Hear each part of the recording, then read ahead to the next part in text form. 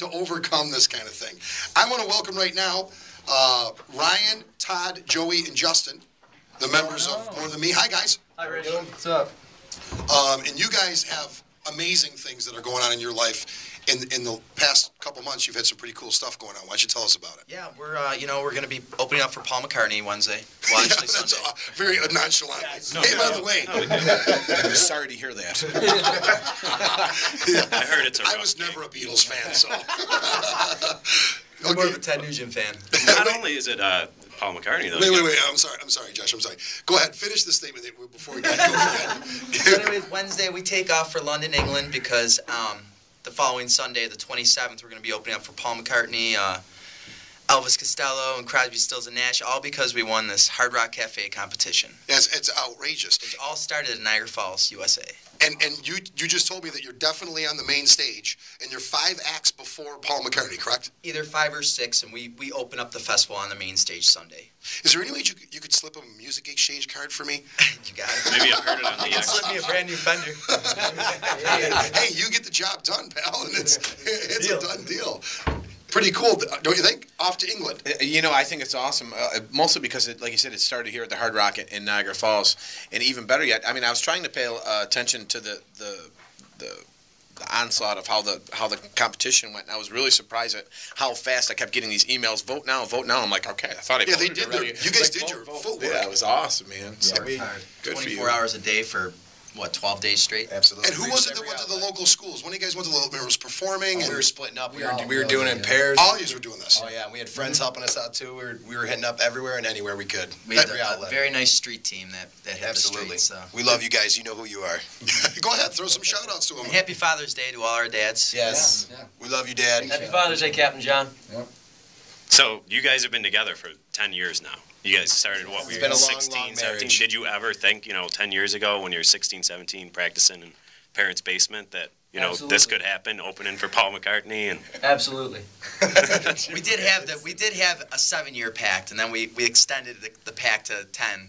So. So you guys are almost to the point, when you and I talked on the phone, you'd said that you were almost to the point where you're thinking about giving in, and then for something like this to happen, it just shows that you got to stick with it, and you got to remain a band of brothers and get through it.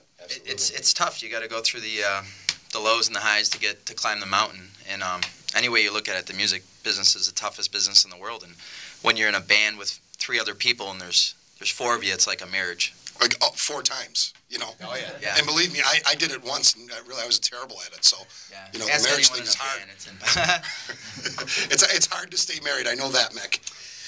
No comment. He's like, I need the 5th. I will say something actually though. We have a mutual friend, the Doyle brothers and myself, and Jerry Myers invited me out to one of their acoustic shows, and of course I come creeping in with the hangover, and the first thing I do is walk over and get the Bloody Mary, because that's kind of what we do as musicians. And I thought you guys were absolutely fantastic.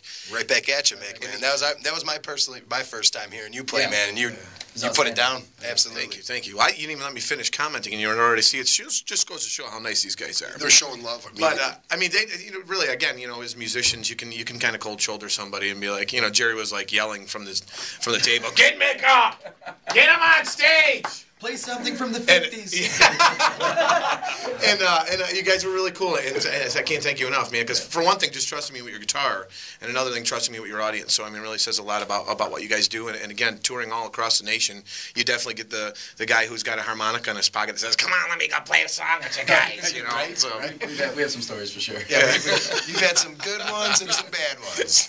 If you want to call and join in the fun, 716-803-1520. If you want to talk to these guys, talk to me about this Song of the Year award that you won from VH1.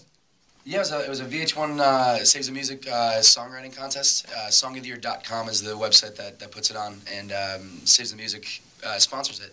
And we submitted our track Unconditional Truth to the rock category, and it won last April. That's fantastic. So, and it was kind of cool because that started generating a little bit of buzz on a national level for us, which was cool. We actually were able to team up with a guy that worked with U2 and Matchbox 20. He did a bunch of mixing for them. His name is CJ Erickson, and he did a mix job on the track that won. So it was cool, and just kind of developed a relationship there. But it was a lot of fun. It was cool. So basically, if you had advice for a young band, is it just keep put as many things out there as you can. I mean, what is your advice for a band that's just, they're in year one right now? We still sort of feel like we're a young band because we feel like we're like about to like see a lot, you know, I mean, especially in the next week alone, you know. So Yeah, it's like, which you are. we feel like we are absolutely going to be growing for the next 10, 20 years, hopefully, you know. It's like, but young band, honest to God, if you can just keep, you know, like if you could just keep going through. I mean, we had to take so many messy steps with you know, contracts and BS and blah blah blah. But it's like, you know, at one point we were just like, all right, guys, let's get a van, let's get a trailer, let's hit the road, and that's when the brotherhood began. So really, yeah, it really did. I think so. So and always stick to like 8 hours or 10 hours. Yeah. You know, working on the road will make you either closer or you'll kill each other. Honest to God, one of the two Especially things. with brothers in the band, we fight every day. So Yeah. You never want to try to impress anyone but yourself. So you have to have fun, and you know, because real recognizes real. exactly, like truthfully, the Hard Rock show, we literally like our last performance was technically a train wreck. But you know, we looked at each other, and like at one point in the performance, I remember looking at each one of the guys, and we were like smiling, we were laughing, we were having fun, and I was like, okay, 9 years later, we're doing a battle of bands for a possible shot to open for some of the biggest icons in music, and we're just having fun with it, you know. It's like, and I looked at the guys, and I was like, you know, if we're not having fun, it's not worth it. And Yeah. it's like even that night, I was like, you know what, after we played, I was like, we had fun. You know, To thine own what's gonna happen, self gonna be happen. true. That's what you're. Exactly. I mean, you've got to be true to yourself, Yeah. and you know, and you can see it in you guys. I mean, you really can. You guys, honestly, you've been here with us for 15 minutes or something. There's no attitude. There's no. I mean, you guys are just having fun. And do you guys know who Paul McCartney is? Any of you guys know? Raise your hand if you know. I think he's a Raise your hand on radio. Exactly. Are you fans? Are you? I mean, Beatles fans or Paul McCartney fans? This is Rizzo's question. He's the reason why I'm a musician. Oh, really? So that's even better for you. He's the reason I'm a musician. I sat with my folks, Happy Father's Day, Dad, sat with my folks when the Beatles anthology was on TV in 1995, went downstairs and taught myself how to play drums on his kit. And then through there, I discovered the entire catalog, and Paul McCartney is the reason why I picked up a How cool? It can't get cooler than that, then. This is like the dream come it true. can't get Cover a cooler. handful of Beatles tunes too, so you know Yeah. we're prepared to play a Paul song Sunday. But he said it couldn't get cooler, but it will get cooler because we are going to get the domain pukeonpaul.com. So when Justin Rizzo does meet his idol and he pukes on his shoes or wherever he does, we can post it. People We'll all be able to see people it. have been telling me not to say that on radio. On radio, So because- I'm going to change it.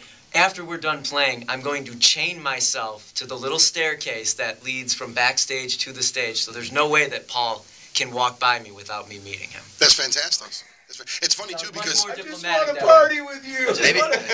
I think the video will go more viral. I think personally, I don't know. The video might be the way to do it. puking. Yeah. I mean, look at the guy with the Danzig thing. I'm sure you guys have seen that. The guy that punched out Danzig backstage. Yeah. That band got famous. I say try it. That'll be the Really? real break.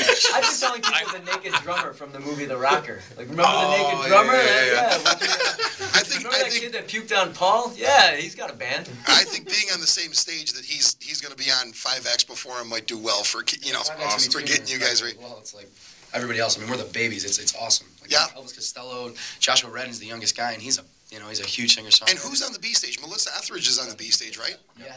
Who else? I hope she doesn't get mad at us about that. 'cause She probably- won't. I mean, I'm sure she's thrilled to be playing at the same place as Paul too. Sure. I can't get over get over looking at the lineup on that main stage. It's ridiculous. I think it's amazing. Mick and I have a common friend, actually all of us, the doctor too, Dave Frost, who's just a Buffalo legend. And his father worked for, I believe, KB. Yeah. So David's dad, actually, Dave's a little bit older than us. He actually grabbed David and brought him in when the Beatles played Ed Sullivan. And that changed David's life. And David became a musician. So for it to, hit you, some 35 years later, 40 years later is amazing.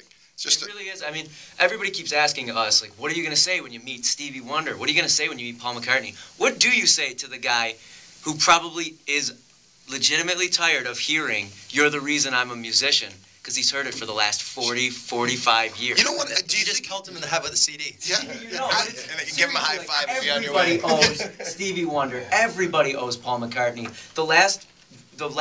Every rock band of the last 15, 20 years has got to throw respect to Pearl Jam. These guys are the legends for a reason. I say just hand him your CD. I agree with you. You know something though too. I think. What band was pelted somebody in the head with a CD and they got signed? It was an LA story. I just heard it. Was it Tool or? My best advice, though, here's my best advice, guys. I think you guys stick to your mantra, which is just be yourself. Pelting Paul McCartney with CDs does not seem like a good, nor mix